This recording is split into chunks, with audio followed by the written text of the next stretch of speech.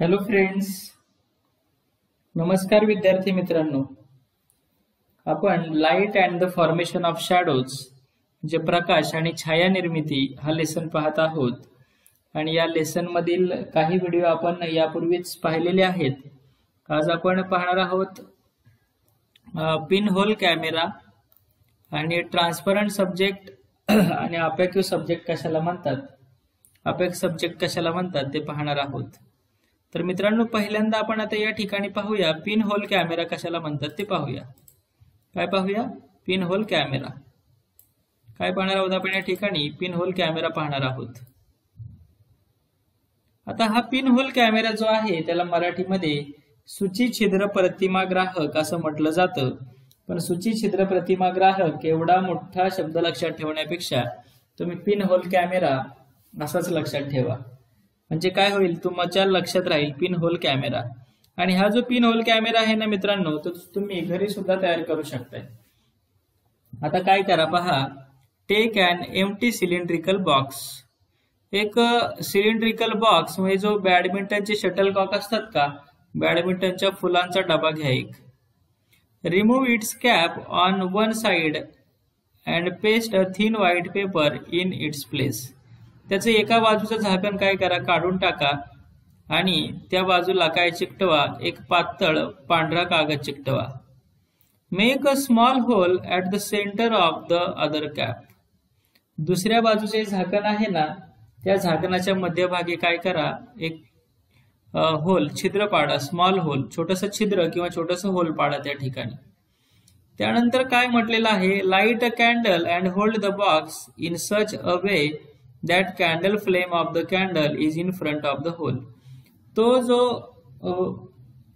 आता ही जे आपण जे केलेलं आहे ना, एक मेणबत्ती पेटवा आणि तिची ज्योत अशी ठेवा की ती तिच्या छिद्राच्या समोर येईल. बरोबर या ठिकाणी पहा दाखवलेलं आहे, तुम्हाला पाहू शकताय तुम्ही. या ठिकाणी होल आहे, छिद्र आहे पहा. या ठिकाणी छिद्र आहे, या ठिकाणी मेणबत्ती आहे. आणि आपण जर हे पिन होल कॅमेरामध्ये जर पाहिलं तर जर ही जी आहे दुसऱ्या टोकाकडची जी आहे पातळ कागद जो आहे, त्या ठिकाणी ही जी मेणबत्ती आहे ती आपल्याला उलटी दिसते. पहा, एका बाजूला पातळ कागद चिकटवलेला आहे, एका बाजूला छिद्र आहे आणि त्या छिद्राच्या समोर मेणबत्ती ठेवली तर हा जो पांढरा कागद आहे, पातळ कागद, त्याच्यावरती मेणबत्ती आपल्याला उलटी दिसते. कशी दिसते? ते आपल्याला उलटी दिसत असते. याला काय म्हणतात? पिन होल कॅमेरा म्हणतात. आता मित्रांनो, ट्रान्सपरंट सब्जेक्ट आणि अपेक्यू सब्जेक्ट असं आपण पाहणार आहोत. ट्रान्सपरंट सब्जेक्ट आणि अपेक्यू सब्जेक्ट. आता या ठिकाणी 3 खिडक्या दिलेल्या आहेत, तुम्ही पाहू शकताय. ही पहिली खिडकी आहे, या ठिकाणी पहिली खिडकी आहे, या ठिकाणी दुसरी खिडकी आहे आणि या ठिकाणी तिसरी खिडकी आहे. आता या तिन्ही खिडक्यांमधून आपण जर पाहिलं तर मित्रांनो, ही जी खिडकी आहे पहिली, त्याच्यातून आपल्याला सगळं स्पष्ट दिसत आहे. सगळं काय दिसतंय? स्पष्ट दिसतंय. म्हणून तिला काय म्हणायचं? ट्रान्सपरंट. हिच्यातून स्पष्ट दिसत नाहीये, फारसं आभाळ स्पष्ट दिसत नाही. या पहिल्या खिडकीतून जसं दिसतंय ते तिच्यातून आपल्याला स्पष्ट दिसत नाहीये, म्हणून तिला काय म्हणायचं? अर्ध पारदर्शक. त्याला इंग्रजीमध्ये ट्रान्सलुसेंट असं म्हणतात. ट्रान्सलुसेंट. पहा आता, ही जी पहिली खिडकी आहे ती कशी आहे? ट्रान्सपरंट आहे. कशी आहे? ट्रान्सपरंट आहे. दुसरी आहे ती कशी आहे? अर्ध पारदर्शक आहे, ट्रान्सलुसेंट आहे. आणि तिसरी जी आहे तिच्यातून आपल्याला पलीकडचं काही दिसत नाही, म्हणून तिला अपेक्यू सब्जेक्ट म्हणतात. काय म्हणतात? अपेक्यू सब्जेक्ट. म्हणजे जिच्यातून आरपार दिसतं ते ट्रान्सपरंट, जिच्यातून थोडंसं आरपार दिसतं, पलीकडचं दिसतं, तिला ट्रान्सलुसेंट म्हणजे अर्ध पारदर्शक म्हणतात. आणि जिच्यातून पलीकडचं अजिबातच दिसत नाही तिला काय म्हटलं या ठिकाणी? अपेक्यू सब्जेक्ट म्हणतात. पण मित्रांनो, मी फक्त साधी सोपी व्याख्या सांगितली तुम्हाला. पलीकडचं दिसतंय, अलीकडचं दिसतंय असं म्हटलं. पण मित्रांनो, त्याचं कारण ते नाहीये. शास्त्रीय भाषेत जर आपल्याला सांगायचं झालं, सायन्सच्या भाषेमध्ये, तर याच्यातून पूर्ण ही जी पहिली आकृती आहे, ही पहिली आकृती जी आहे पहिली, तिच्यातून आपल्याला संपूर्ण काय दिसतंय बरं पलीकडचं? कारण की तिच्यातून लाईट रेज जे आहेत, प्रकाश किरण जे आहेत ते आरपार जातात, सहज आरपार जातात, म्हणून तिला काय म्हणतात?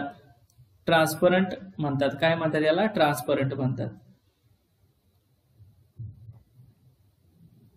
आता दुसरी जी आकृती आहे, मी तिला बॉक्स करतोय, दुसरी खिडकी आहे, तिच्यातून सुद्धा प्रकाश किरण आरपार जातात, पण पूर्ण जात नाहीत, थोड्या प्रमाणात जातात, म्हणून तिला ट्रान्सलुसेंट म्हणतात. आणि ही जी तिसरी खिडकी आहे तिच्यातून ती प्रकाश किरणे जी आहेत त्या अजिबातच आरपार जात नाहीत किंवा प्रकाश किरण पलीकडे जात नाहीत, म्हणून तिला अपेको सब्जेक्ट म्हणतात, अपारदर्शक असं म्हणतात. या ठिकाणी तिन्ही डेफिनेशन दिलेले आहेत.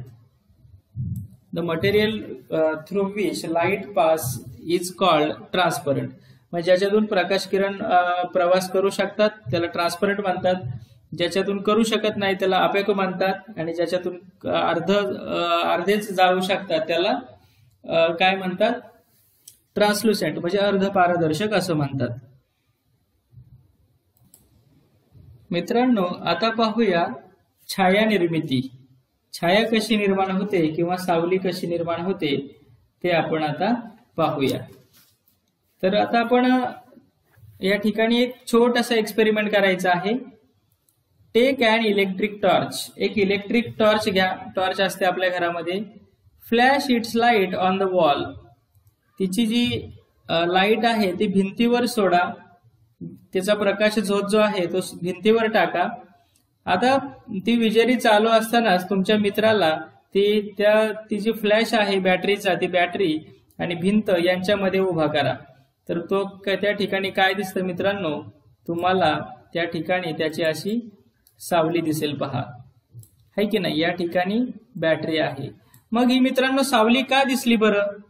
जेव्हा प्रकाशाचा स्रोत म्हणजे लाईट सोर्स कोणता आहे? या ठिकाणी टॉर्च, आणि या ठिकाणी स्क्रीन. स्क्रीन म्हणजे काय होती? या ठिकाणी वॉल म्हणजे काय होती? भिंत होती. याच्यामध्ये एखादा अपेक्यू ऑब्जेक्ट आला म्हणजे अपारदर्शक पदार्थ आला की त्याची सावली पडते. कळलं?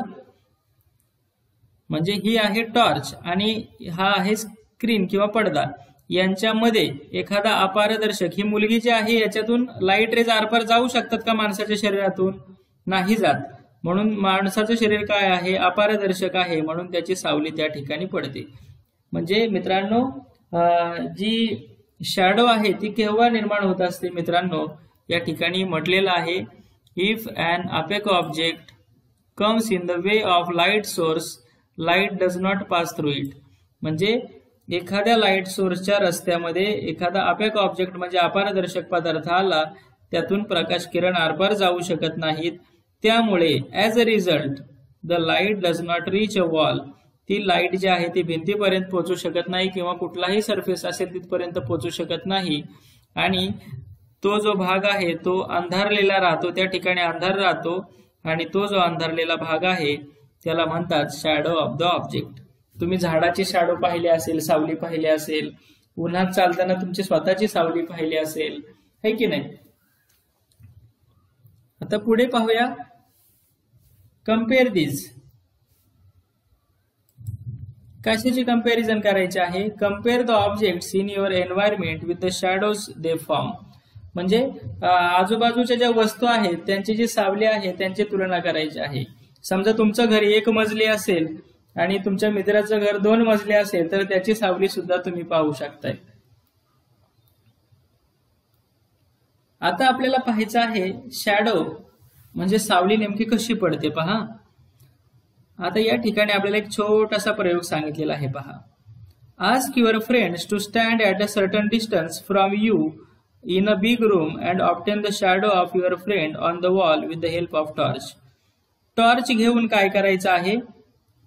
टॉर्च घेऊन तुम्ही तुमच्या मित्राला घ्यायचं आहे आणि भिंतीच्या शेजारी त्याला उभं करायचं आहे ठराविक अंतर सोडून.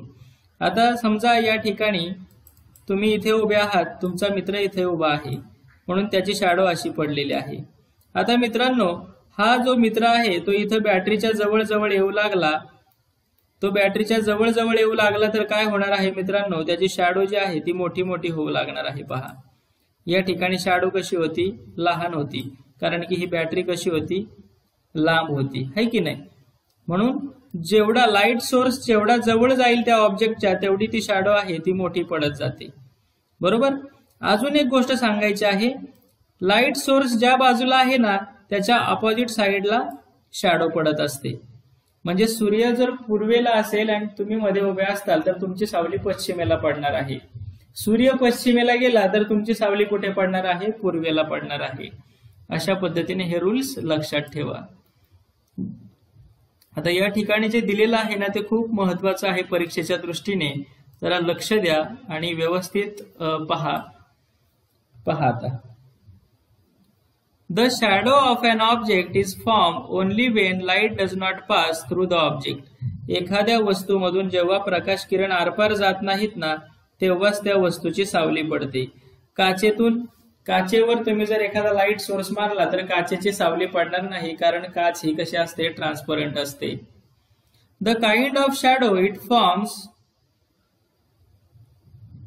depends upon the relative distances between the sources of light, the object and the surface or the screen on which the shadow is formed. म्हणजे ज्या ठिकाणी सावली पडते ना त्या सावलीचं स्वरूप जे आहे त्याचं जे काइंड ऑफ शॅडो म्हणजे त्याचं जे स्वरूप आहे ते कशावर अवलंबून असतं? सोर्स ऑफ लाईट म्हणजे प्रकाशाचा स्रोत, तो जो ऑब्जेक्ट आहे ऑपेक ऑब्जेक्ट त्याच्यावर आणि तो जो स्क्रीन आहे त्यांच्या मधल्या अंतरावर. जर जसा सोर्स लांब जाईल तस तशी ती सावली लहान होत जाते. म्हणजे तुमचा मित्र या ठिकाणी आपण पाहिलं, तुम्ही या ठिकाणी जवळ उभे आहात म्हणून त्याची सावली मोठी आहे.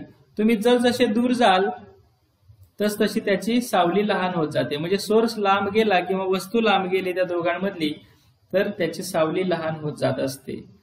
The shadow of an object form due to sunlight is long in the morning and evening short in the afternoon. पहा, सूर्य जो आहे ना तो बरोबर तुमच्या सरळ जेव्हा डोक्यावर येतो ना तेव्हा तुमची सावली लहान असते आणि सकाळी सकाळी आणि अगदी सूर्य मावळताना तुमची सावली मोठी पडत असते. हे कशामुळे होतं मित्रांनो? We can easily note this changes if you observe the trees along road side. रस्त्याच्या कडेची झाडं पाहिली तर आपल्याला पटकन समजतं. आणि हे कशामुळे होतं मित्रांनो? दिस चेंज इन द शॅडो, हा जो बदल आहे हे कशामुळे होतो? जे सोर्स ऑफ लाईट आहे, प्रकाशाचा जो स्रोत आहे आणि ती जी वस्तू आहे आणि त्या वस्तूवर यांच्यामधील जे डिस्टन्स आहे त्याच्यामुळे या सावल्यांमध्ये आपल्याला असा फरक दिसत असतो. आता मित्रांनो सन डायल काय असतं? सूर्य तबकडी. आणि याच्या पुढचा जो एक्सपेरिमेंट आहे तो आपण पुढील व्हिडिओमध्ये पाहूया.